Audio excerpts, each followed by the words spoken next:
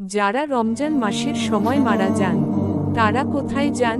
হজরত মুহাম্মদ সাল্লাল্লাহু আলাইহি ওয়াসাল্লাম বলেছিলেন যে রমজান মাসে যখন জান্নাতের গেটগুলি খোলা হয় তখন জাহান্নামের গেটগুলি বন্ধ হয়ে যায়, শয়তানকে বেঁধে দেওয়া হয়। শাহী বুখারী। যে মুহূর্তে হাকিম তার শেষ নিঃশ্বাস ফেলল তার নিচে পৃথিবী কাঁপল এবং আকাশটি ছড়িয়ে ছিটিয়ে খোলা যেমন মানুষের দৃষ্টিকোণ ছাড়িয়ে একটি রাজ্য প্রকাশ করে। হঠাৎ সে উত্থিত না হওয়ার অনুভূতি বাড়িয়ে তুলছিল, তবে সিল্কের চেয়ে আরও চেয়েও শক্তিশালী একটি ফ্রোশ নরম দ্বারা বহন করা শুরু করে। স্ট্রং সোনার দরজা তার সামনে উপস্থিত হয়েছিল।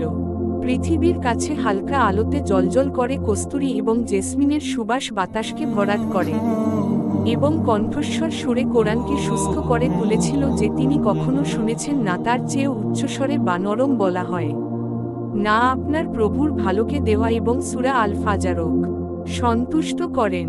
হাকিম ঘুরে খাঁটি আলোতে পরিহিত একটি কোণ দেখল। যারা রমজানে মারা যায় তাদের কবর থেকে মুক্তি দেওয়া হয়, তাদের জন্য জান্নাতের গেট উন্মুক্ত এবং জাহান্নামের আগুন তাদের উপর নিষেধাজ্ঞা।